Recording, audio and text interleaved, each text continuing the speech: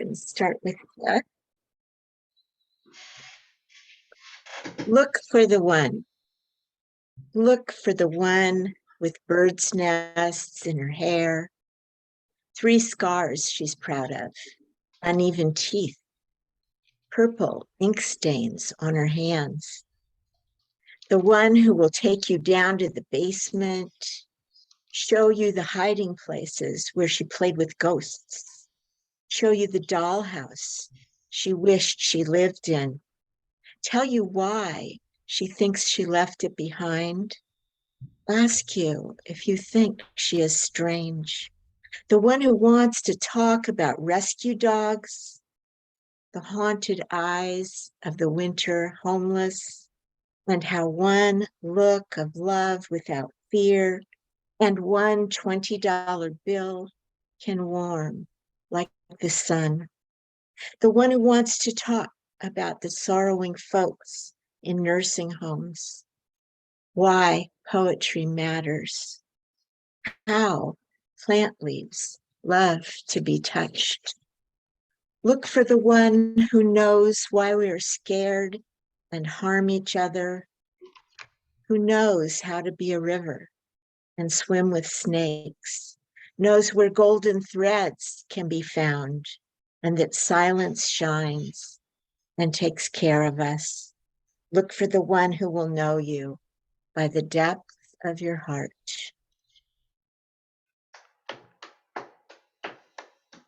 Wisdom of the dark.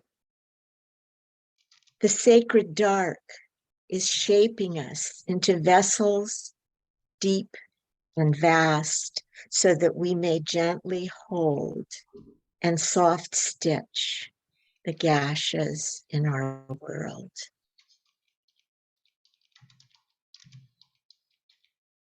Space between. I could fill it with a want, a worry, today's headlines, or I could quiet the beehive of thoughts, dissolve into the vastness, and we could sweeten the world a bit with the honey of silence. This next one is about listening.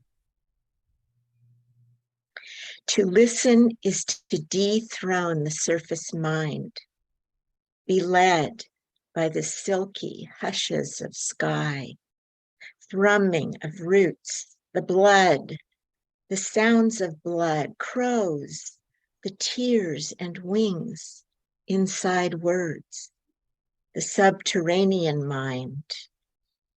Listening delivers us to the vastness at the core of everything. To listen is to love. When I don't listen to you, you become lonely, hollow. I hear anger steaming inside every word and the spaces between. We have listening wounds. We were dismissed at best. It's not our fault. We need to scream about it. Listen to our wounds. Let them speak. Listening braces the scars. Listen, feel how our words close when we are bitter. Listen to what's behind the fortress of thoughts. To listen is to bless. Listen to the other until there is no other. I am drawn to people who hear quiet things. The mountain wants us to listen the way she does. So I've been dealing with quite a lot of physical pain over the last year. I'm doing a lot of good things for it, but it's still going to take a while. It is intermittent, thankfully. So this poem is about pain, the way of pain. Today, the sacred is taking the shape of pain, my body a fist, as if the tightness, the no will erase it.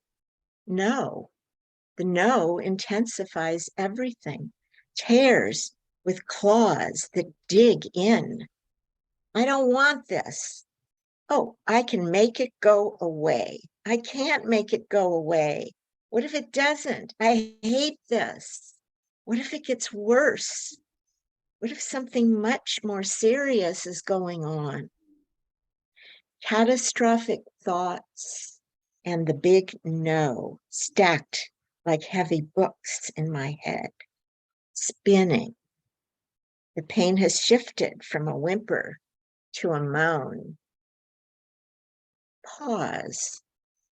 Oh, I remember that I forgot the wisdom curriculum, how pain, illness, aging do limit, frustrate, interrupt, test us, dismantle us, and how they humble, teach surrender, reveal portals into the dark, the quiet, the slow, awaken us to what life here simply is.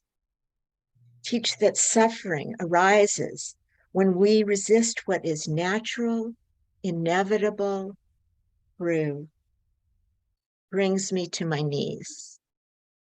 And I remember the infinite, the unchanging, the divine. Now it's okay. Breath sinks from chest to belly. Jaw softens. This body with its limits and losses, its life and destiny is fine now, as is. Crying, moaning, being afraid is fine too. And I will rest easier when I remember that love and the infinite are always here, always here. And after I wrote that poem, I was reflecting quite, oh, thank you. I was reflecting quite a lot on resistance. So I found myself writing a poem about resistance, and it's called Safe Invitation. Resistance, sit at her feet, silent, still, be a safe invitation. Open, receive her open so she can soften. Then whisper kindness to her edges. Listen, watch from the eyes of your soul. She may find her story unfold, ask you to understand, and guide her to a welcoming nest for her pain, to a welcoming nest where she can heal.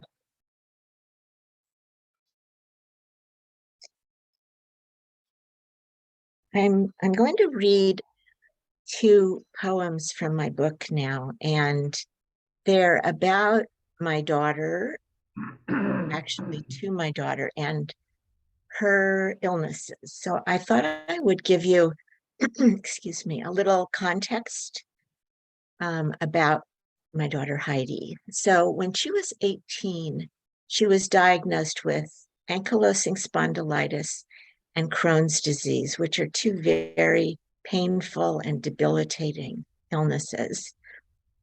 And then when she was in the 5th month of her 4th pregnancy with little Sarah, she was diagnosed with a very aggressive form of breast cancer and had to undergo intensive chemotherapy while she was pregnant, and then have a double mastectomy almost as soon as she gave birth to Sarah. So I know this sounds terrible, and it was, and it has been. But I also want to say that my daughter is absolutely one of my great heroes in this life. She has been in recovery from her addictions for many years, and she has a very deep integrated spirituality that serves her all the time and serves her family. So she'll go into periods that are very dark and hard and painful, and she will just rise again and not carry what just happened around with her. So here are the poems that I wrote.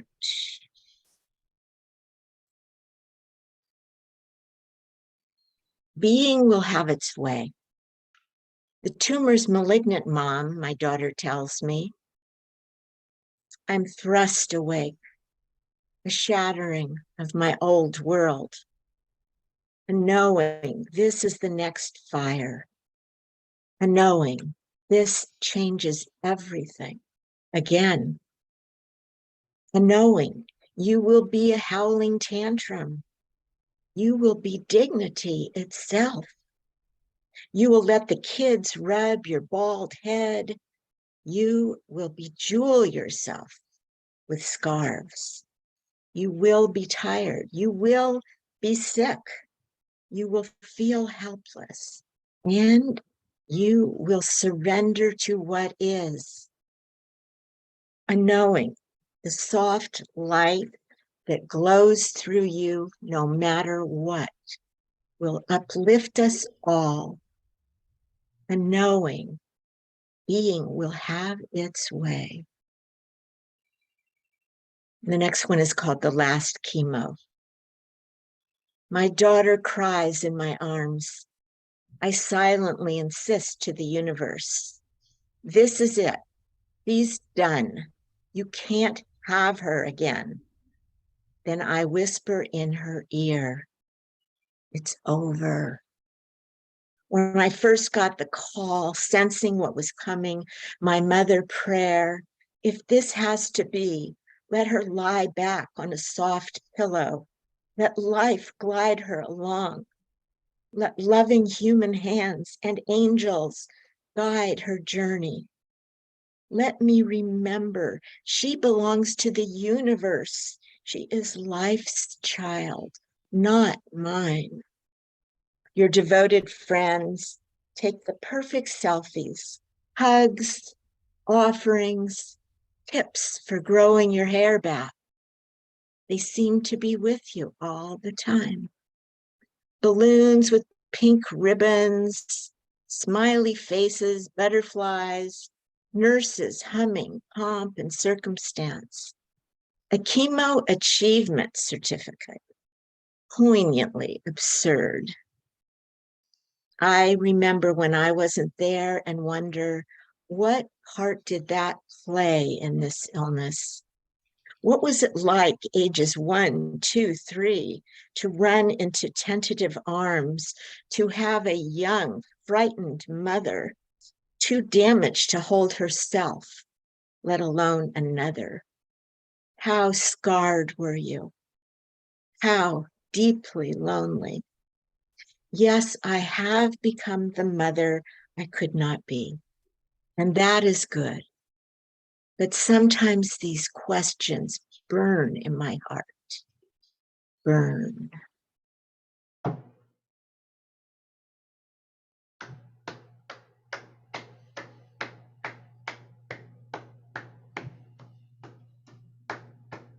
Thank you.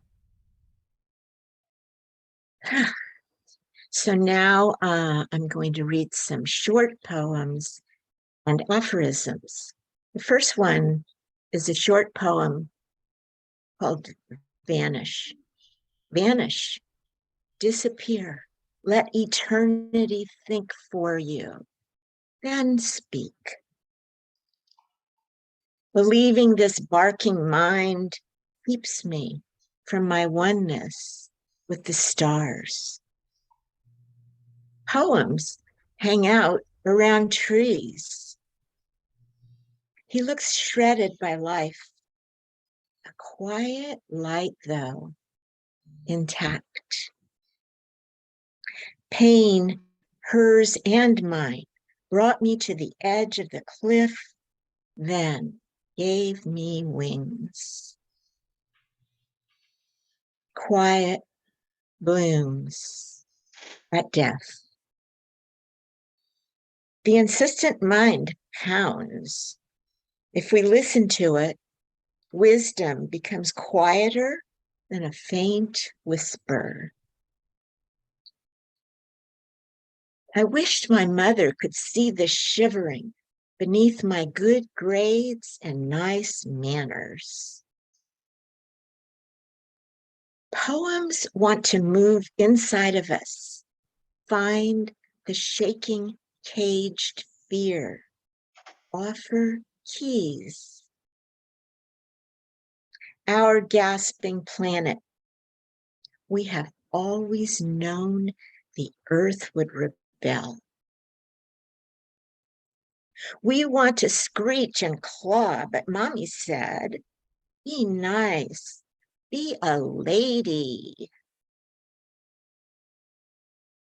The moon illumines and blesses our secret scars and sorrows. Once our senses knew more than our minds.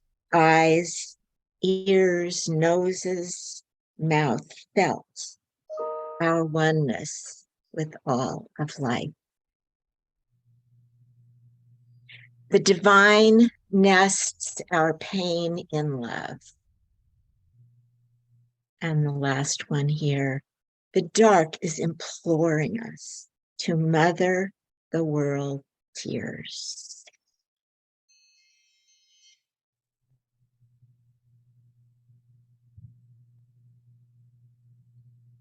Could someone tell me how much time I have left? Is it 'Keep going, dear. minutes? There's no rush. Take as much time as you like. We usually do these 20 minutes to a half an hour, so Oh, you're fine. okay. It won't be that long for sure. Okay. Okay, so let You're me doing see. marvelously, may I add? It's only been Oh, about 16 minutes. oh, okay. Oh, good. So I won't rush through these, which is never a good thing with poems. All right, this next one is called Delivery. When I look at the rose beside me by slipping inside the color without words, I want to cry for the love I feel, the closeness with this simple flower, now my friend, my beloved, no longer over there. I look around the room, my eyes now carriers for love, delivering me beyond thought, out of the cage, everything in its right place, as always, delivered to where I always was, always am. Extraordinary, ordinary. The breath is fuller now. And if someday the eyes fail, I know a different form of carrier will deliver me when I need to be delivered. And this, I call this one of my COVID poems. It's called Hey Crows. Hey Crows, I'm sure you heard my neighbor, felt her siege of rage. That damn crow shot on my car again. Hers, the only one consistently targeted. I imagine you telling your friends and family where her car is. We are crazed, lost. I think we know we are our own undoing. Life has sent us to our rooms, locked the doors. The hope is we will remember our place, that we are but dots in the vastness, dots in the great field, alive with wisdom, kindness, goodness, light, freely given. The hope is that we will see how unfaithful we've been to the sacred wishes for our world. see with raw eyes how much we have taken and not returned, and grieve and give back. The hope is that we will build altars, learn to bow, share the blessings that find us. But we will remember, dear crows, you are kin to us, as precious as the children with our names. Please help us shapeshift, inhabit new names bestowed by you, the clouds, the ocean, Mother Ocean. May we become who the sacred intended us to be. And last one, yep, the book again. This is a short poem and it's from my book called Faces. Every face the divine. Every day, 100 times, we miss our chance. Eyes cast downward. We shuffle along the sidewalk as if we're alone, alone on this crowded street of angels. Thank you, everyone. Thank you so much, Susanne. Oh my Lord. So happy